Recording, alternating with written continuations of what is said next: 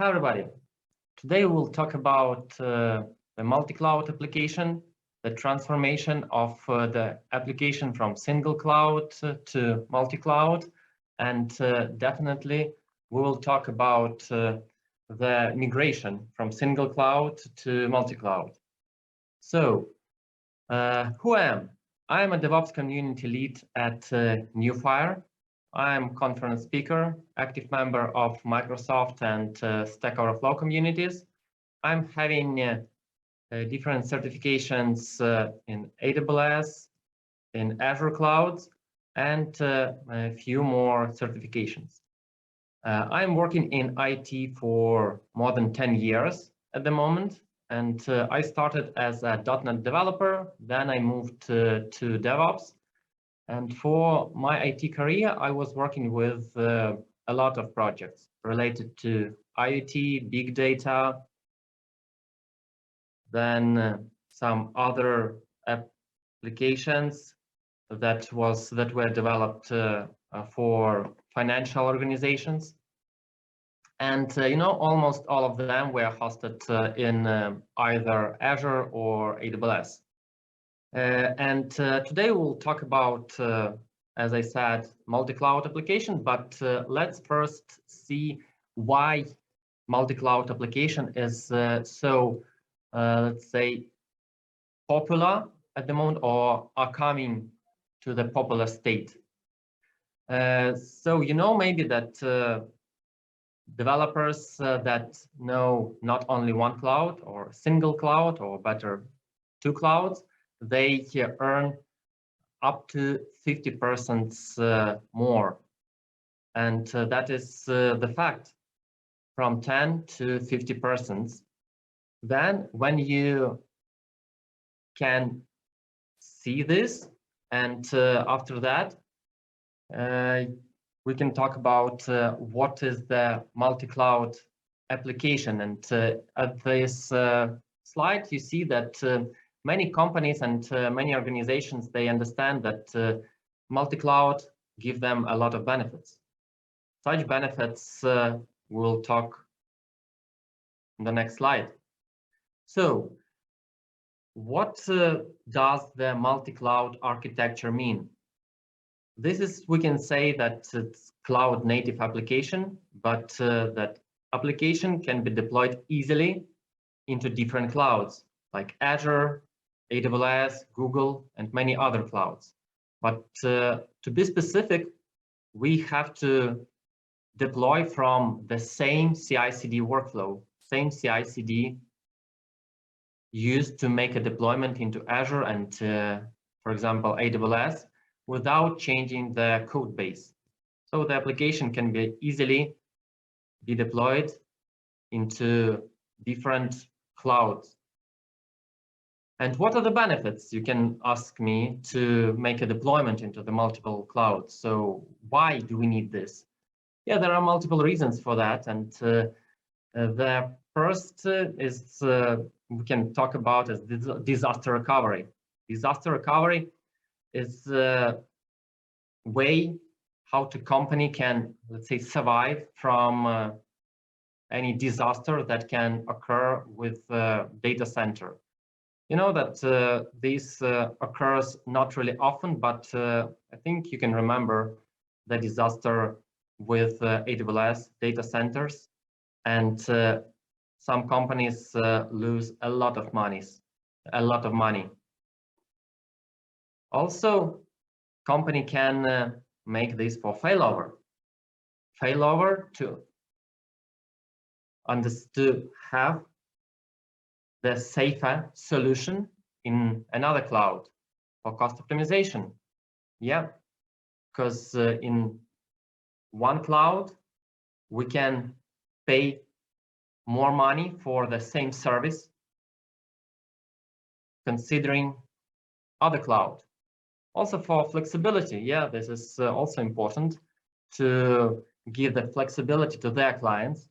For example, we can afford the application to our clients using different clouds. For example, like Mongo does or like JFrog does. You can go to their website And if you want cloud hosting, you can just choose what cloud provider to use, AWS or Azure. Yeah, that's sometimes could be really important for the clients. But you know, so there are benefits or advantages of using multi-clouds, and we can say there are trade-offs. We have to talk about them also. So what are them? It's the deployment strategies, and you know, we have to think about the deployment strategies before doing the migration, because it's really important to understand how we're going to host the application cloud and how we're going to maintain the application cloud. What specialists we have to train or we have to get from the market. What software developers, what skills they should have, what QAs, what DevOps. This is really important to know before migrating to the multi-cloud. Also, the security, it's really important for all the organizations and all the applications. However, there are different security standards. For example, they're applicable like HIPAA for healthcare, and for financial organizations, if they're using the integration with payment systems, they have to be compliant with the security policies. And the security policies can apply to the multiple clouds, say differently, because one cloud can implement this security policy, and in another cloud, we should implement our own solution and our own restrictions to apply this, to be compliant with the security policy. Yeah, this is the disadvantages. And let's start our journey and go back to those times when Bitcoin cost around $10,000. Yeah, I think all of you can remember those times. That was around 2 or 3 years ago. So let's start our journey and let's see on our project. So that was a bigger project that had a lot of clients, around 20 or 30 clients in production environment. And these have application in cloud that were hosted on EC2 instances. You can see the example of the architecture in this slide. They were using different AWS services like RDS, EC2 instances, Route 53, also the services like Amazon S3 and many, many others. But what was the architecture of the application? So the application was written in different languages.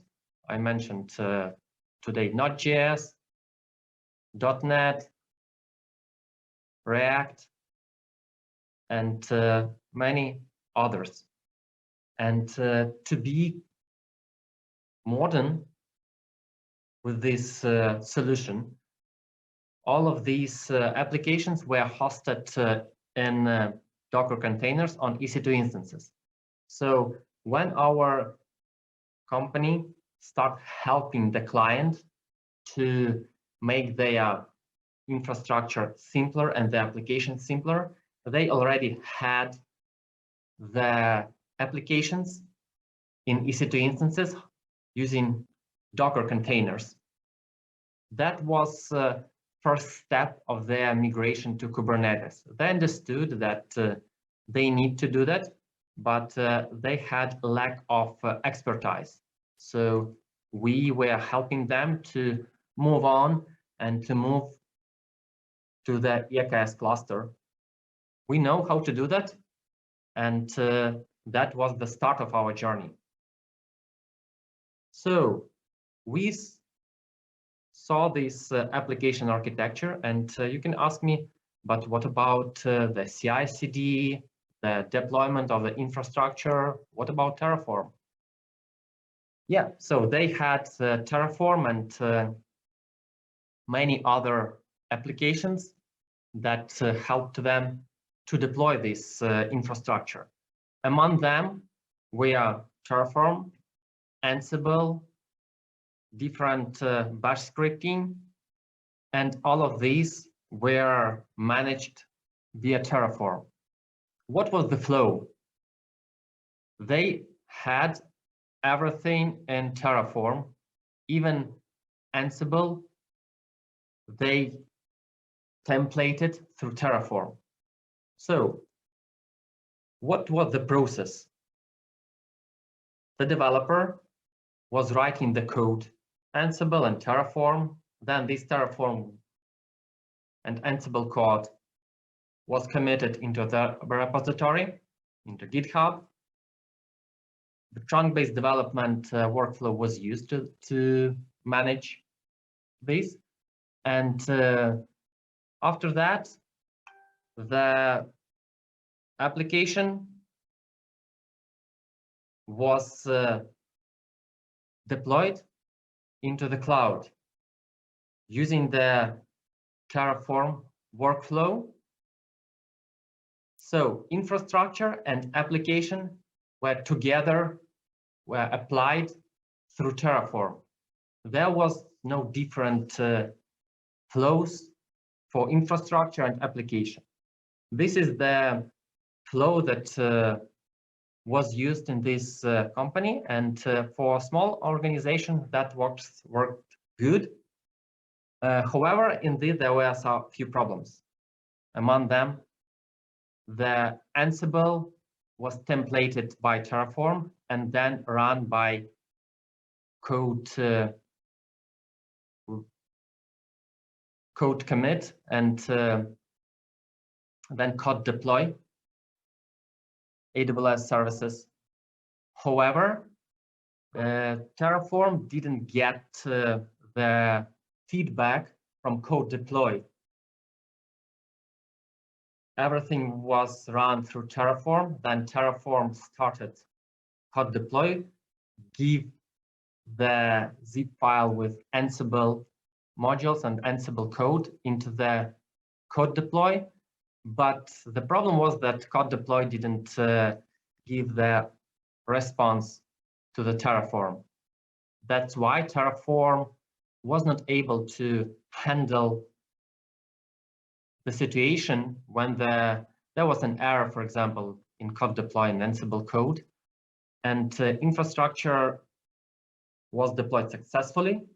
I mean, EC2 instances, load balancers, so updates related to AWS resources.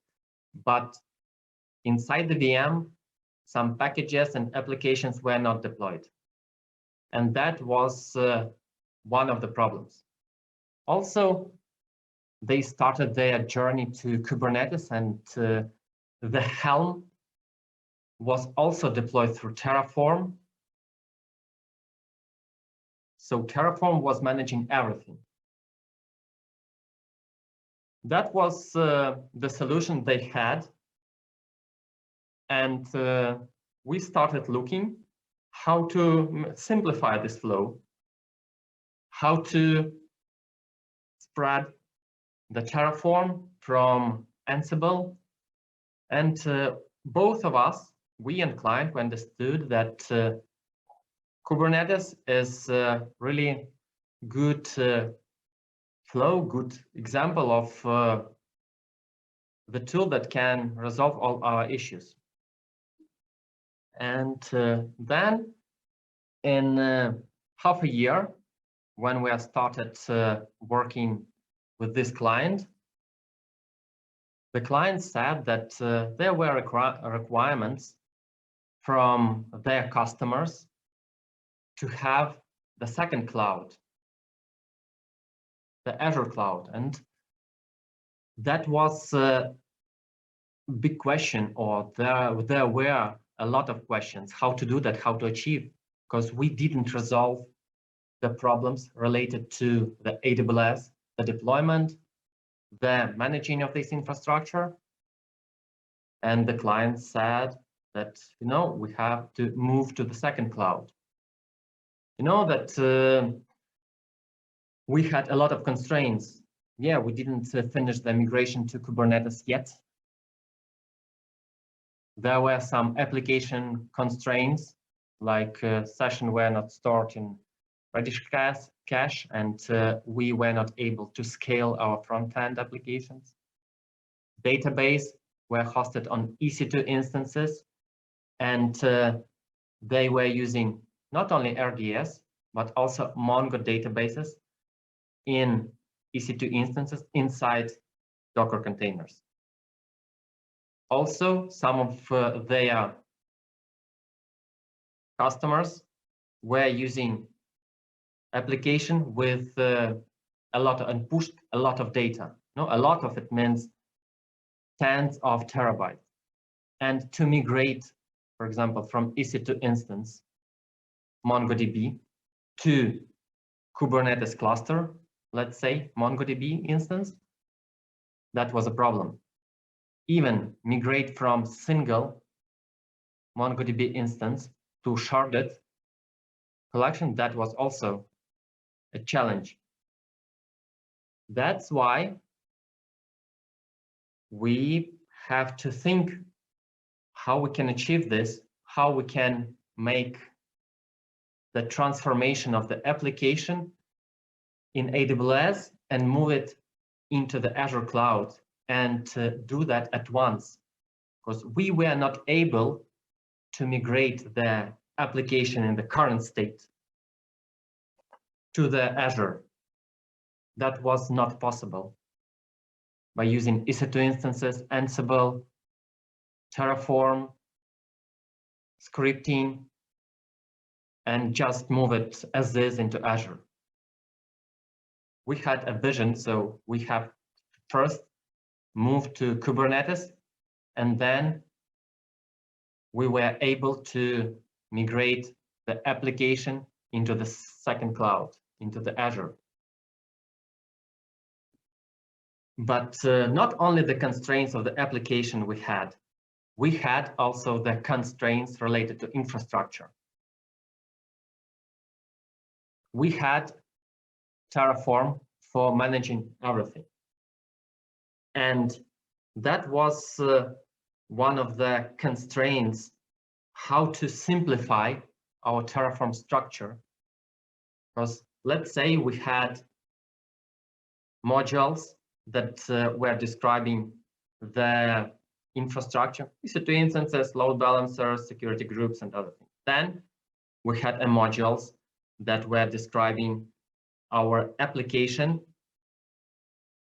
for example, EC2 instances, security groups, plus deployment of our application. Then we had modules that were describing the high level of our application, including databases, including EC2 instances, including security groups, including Route 53. And this module composition was not so simple to understand and to manage. Also, databases in EC2 instances and migration to Kubernetes. Yeah, you're right. It's a problem for now. Is the problem that cannot be easily solved. And databases in Kubernetes, yeah, that's working fine. There are really great amount of examples, but still the migration, the production databases to Kubernetes, it's not the easy task. Also, as I managed using different tools, Helm, Terraform, Ansible, yeah, that was a big challenge. And then we had also the questions related to second cloud.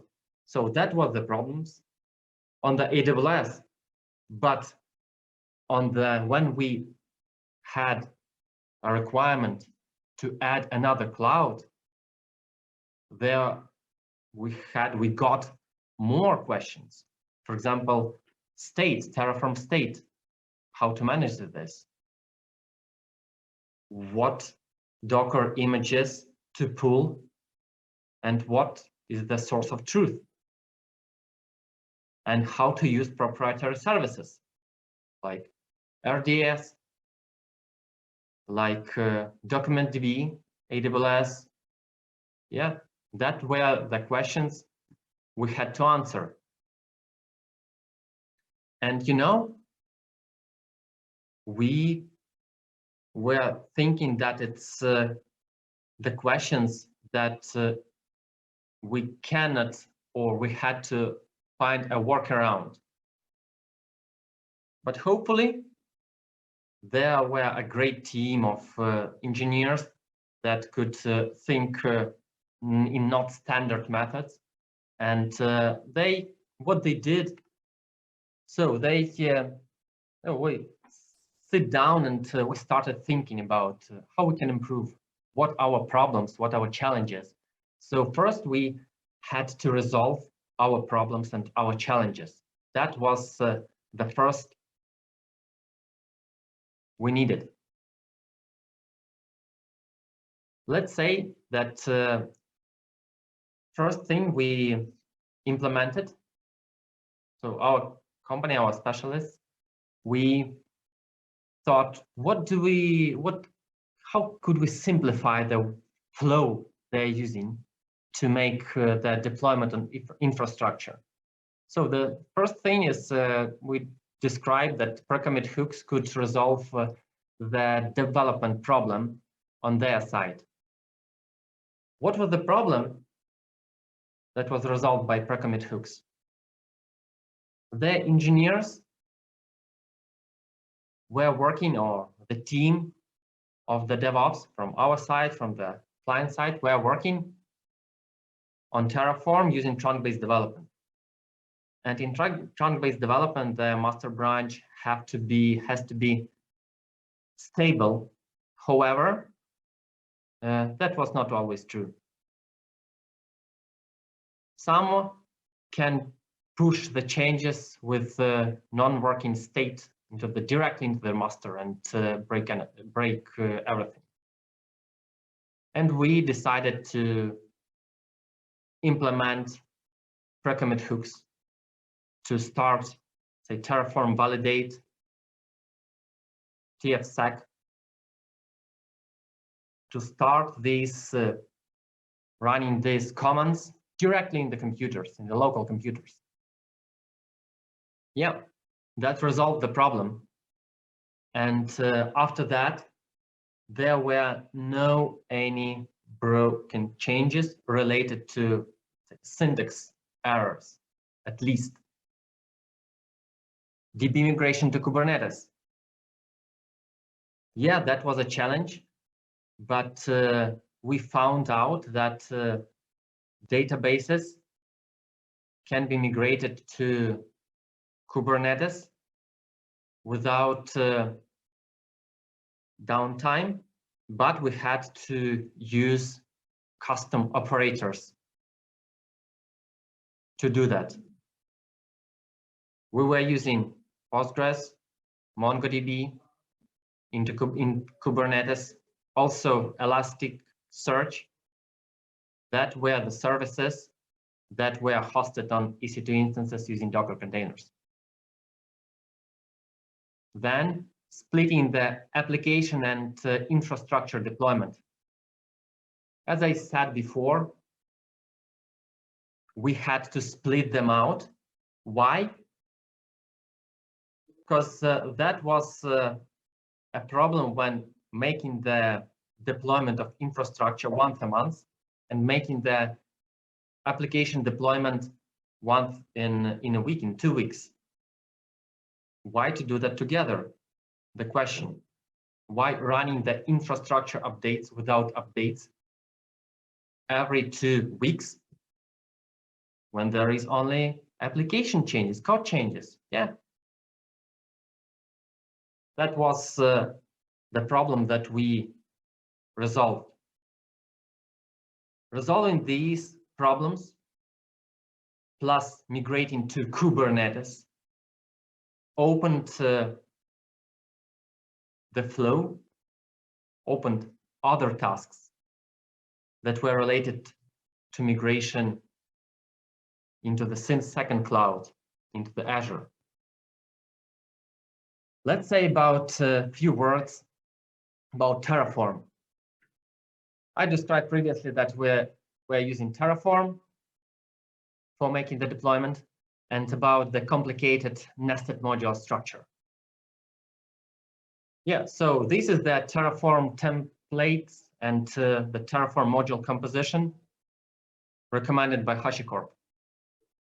You see that they recommend to use more separate modules, for example, database module, app module that includes load balancer, auto-scaling, S3 bucket, web module, for example, that includes load balancer, auto-scaling groups.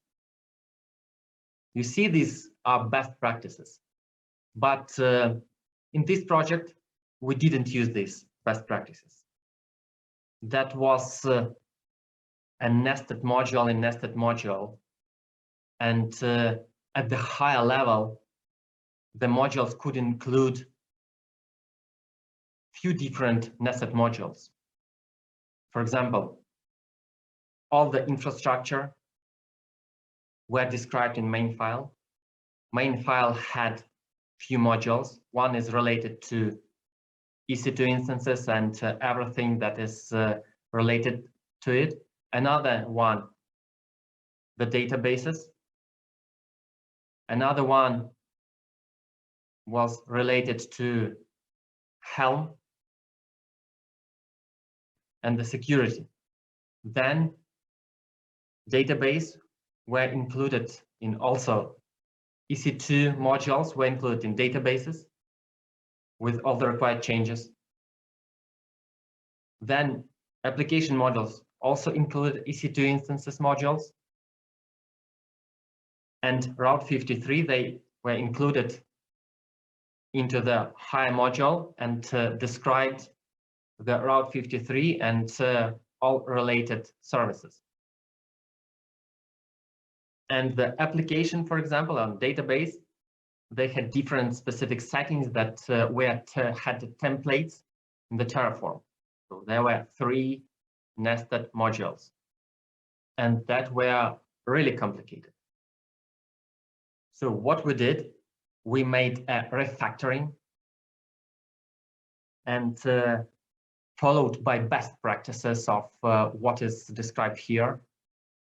We made a composition to these modules in Terraform, plus adding the EKS related to AWS.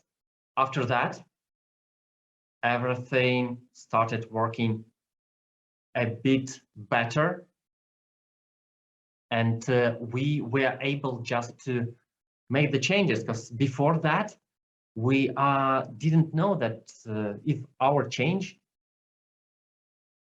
will work smoothly. Yeah, infrastructure change.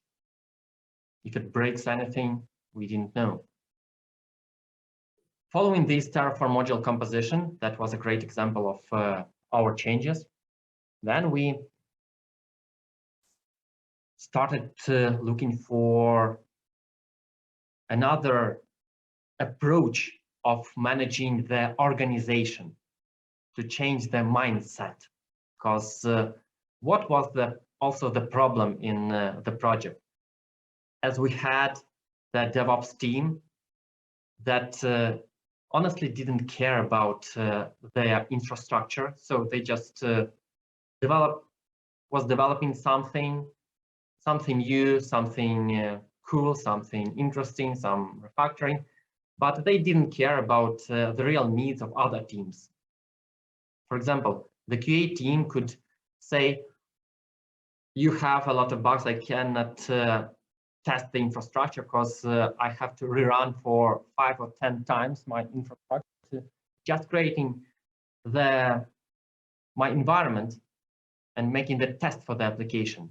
Or, for example, there were finding a lot of bugs related to destroying the infrastructure. They had to do that manually, and they had to spend a few hours to do that, to clean up their environment and infrastructure. Honestly, DevOps team were not aware about that, and they had different other priorities they thought they had, but they didn't imagine that giving more and more functional platform, stable platform to other teams will give the benefits to the organization itself, not even to their team. So what we proposed to the client, we made a presentation, not only for the DevOps team, for all of the teams, clients team, QA team, development team, DevOps team also,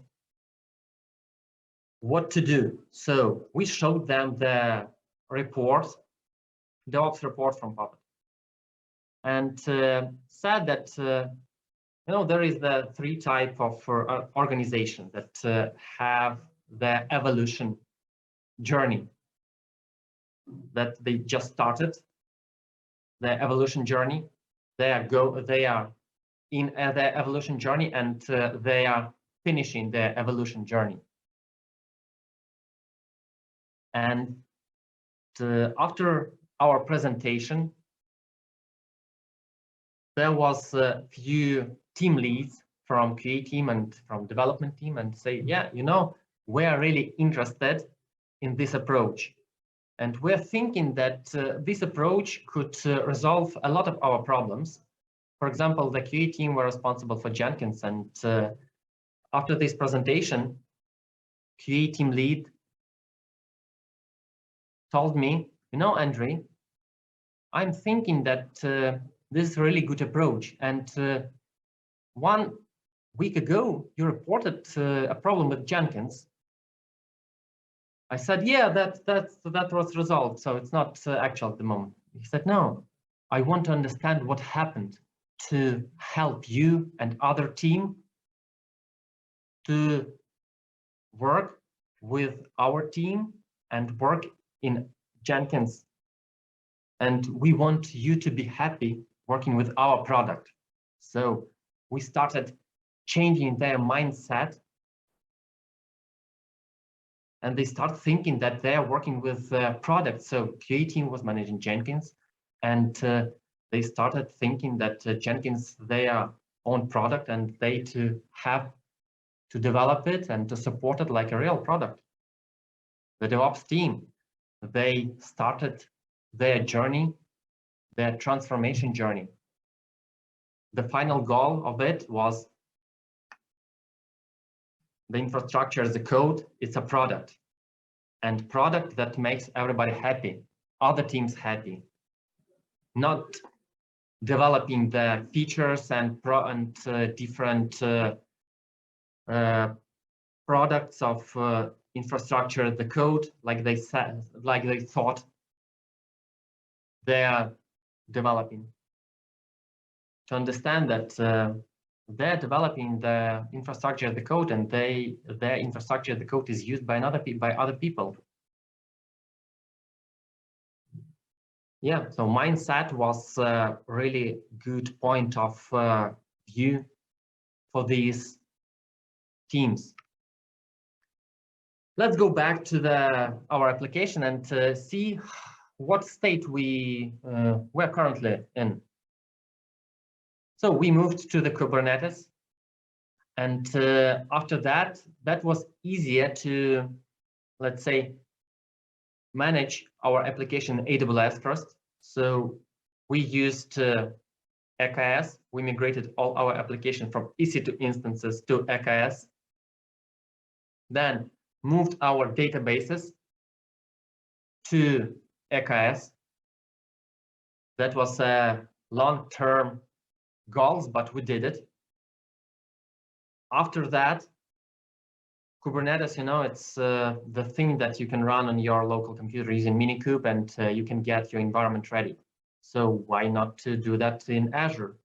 Yeah, we moved to the Elasticsearch, let's say, our databases, MongoDB, Postgres, into the Kubernetes. And after that, there was a simple flow to migrate to Azure. Just write Terraform modules, just write the Helm charts that has, let's say, different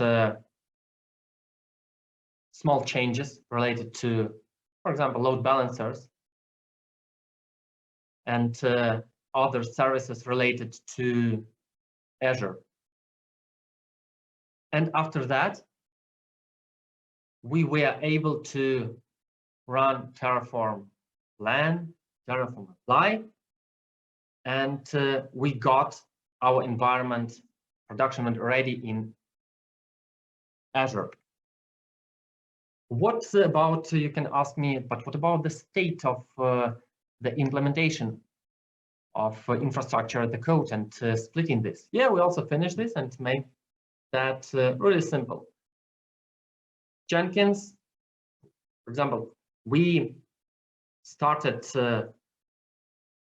our development infrastructure in local computer, pushed that code into GitHub, then built it with Jenkins, and running this Terraform code using Terraform apply, Terraform plan, Terraform apply by Jenkins, and deploying this in AWS and Azure. But what about the application? The application is easier to do than with native flow. Like using Spinnaker is just building the application, pushing the Docker images into the container registry, and with a Spinnaker, just deploying the application using Helm files. That's it. That's really simple and easier to understand for everybody, for support, for developers, how to use it. And now the developers could make a deployment by themselves without asking the support team or the DevOps team to help. They know what to do. And we simplify the flow, and everybody were happy. And at the end, I want to say that we've finished the project successfully. It doesn't mean that this is in the support state. No, there are a lot of work to do, like migrating to availability zones, different availability zones, make the application highly available, and also improving the current state of the application. But transformation is not, it doesn't have the final goal or final date. We are doing it every day. And this is, we are going to work. So here is the materials I used to prepare this presentation. And if you want to know more about our project, about the best practices, just contact me on LinkedIn or Facebook, and we can talk more. And let's go back to the stage.